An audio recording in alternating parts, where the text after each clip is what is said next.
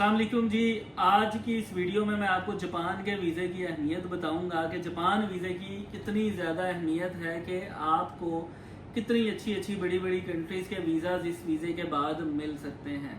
मेरे दोस्त हैं इरफान भाई, और ये कोई कस्टमर नहीं है, दोस्त है। इनके साथ मेरा बड़ा अच्छा ताल्लुक़ है और ये इनका पासपोर्ट है। बड़े अच्छे ट्रैवलर भी हैं, घूमते फिरते रहते हैं, काफ़ी सारी जगहों पे गए, शेंजन में भी गए और यूके भी गए और काफ़ी सारी कंट्रीज़ में ये ट्रैवल करते रहे। लेकिन अमेरिका ने को 3 दफ़ा रिफ्यूज़ कर दिया या 4 दफ़ा रिफ्यूज़ कर दिया, लेकिन अमेरिका वीज़ा नहीं दे रहे थे वो। हालांकि इतनी अच्छी ट्रैवल हिस्ट्री होने के बावजूद अमेरिका जो है वो वीज़ा नहीं दे रहा था। और फिर इन द एंड हमने डिसाइड किया कि आखिर क्या मामला है कि इतनी हिस्ट्री होने के बाद वीज़ा मिलेगा कैसे। अब मैं बार बार जो है वो जा रहे हैं ये कभी यूके जा रहे हैं, कभी शेंजन जा रहे हैं। शेंजन को 4-5 दफ़ा वीज़ाज लगवा लिए, शेंजन के को 4-5 दफ़ा यूके के वीज़ाज लगवा लिए। लेकिन इससे बड़े और क्या वीज़ाज हो सकते हैं। ये सारे वीज़ाज इनके पासपोर्ट में मौजूद हैं। ये स्पेन का वीज़ा, ये फिर स्पेन का वीज़ा, ये यूके का वीज़ा, स्पेन का वीज़ा, फिर यूके का वीज़ा। तो इतनी हिस्ट्री होने के बाद भी अगर वीज़ा नहीं मिल रहा था तो फिर हमने बड़ा सोचा कि हमें क्या करना चाहिए कि अमेरिका का वीज़ा मिल जाए। तो मैंने इरफान भाई को मशवरा दिया। मैं कहा इरफान भाई, एक दफ़ा जापान का वीज़ा जो है वो लें, जापान की ट्रैवलिंग करके आए और उसके बाद दोबारा अपॉइंटमेंट लेके हम जो है वो केस सबमिट करेंगे। वो बिल्कुल ऐसे ही हुआ। इरफान भाई के जापान की हमने अपॉइंटमेंट ली। सिक्योरिटी रीजन की वजह से मैं उनकी जो है वो फेस नहीं आपको दिखा सकता। जापान की अपॉइंटमेंट ले ली, जापान का केस सबमिट करवाया और उनका जापान का वीज़ा जो है वो ये ग्रांट होके आ गया। ये जापान के ऊपर इन्होंने ट्रैवल किया। ये देखिए, ये लैंडिंग परमिशन भी जो है वो लगा हुआ है।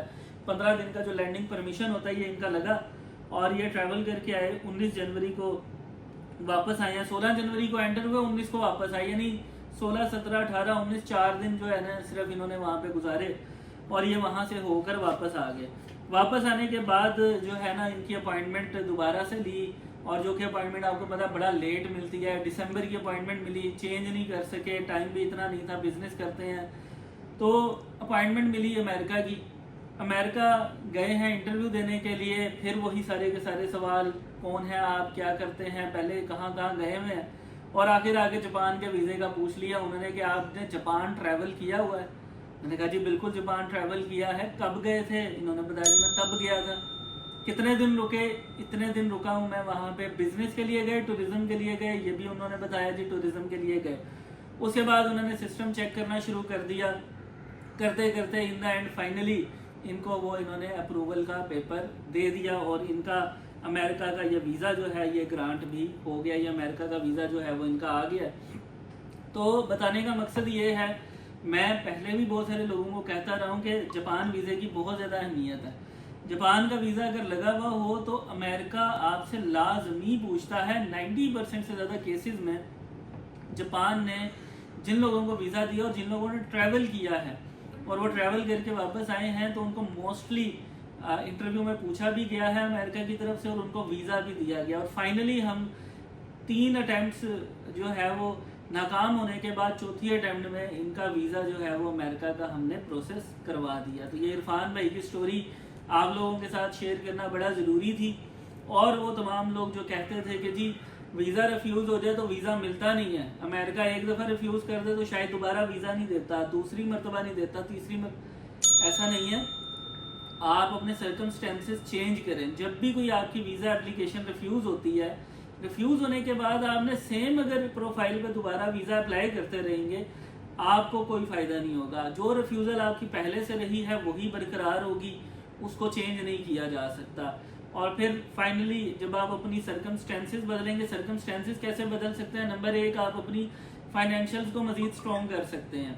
यानी अगर आपने पहले बैंक स्टेटमेंट अपनी कोई दी हुई है 50 लाख की तो आप अगली दफ़ा 70-80 लाख की दे दें, फाइनेंशियल स्ट्रॉन्ग करें। नंबर 2, आप जो है वो अपना ट्रैवल हिस्ट्री मज़ीद इन्हेंस करें। अगर आप पहले 10 मुल्कों में घूम के आए हैं, अगली दफ़ा आपने अप्लाई करना उसी कंट्री का जिधर से आपकी रिफ्यूज़ल हुई है तो 12 कंट्रीज़ कर लें, 13 कंट्रीज़ कर लें।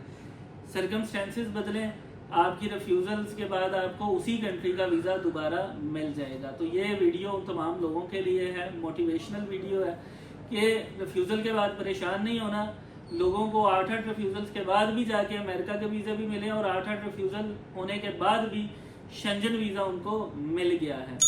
तो आप तमाम लोग जो कि बहुत सारा मुझसे पूछते रहते थे जापान वीज़े का बताएं, अहमियत बताएं, ये इसकी अहमियत है।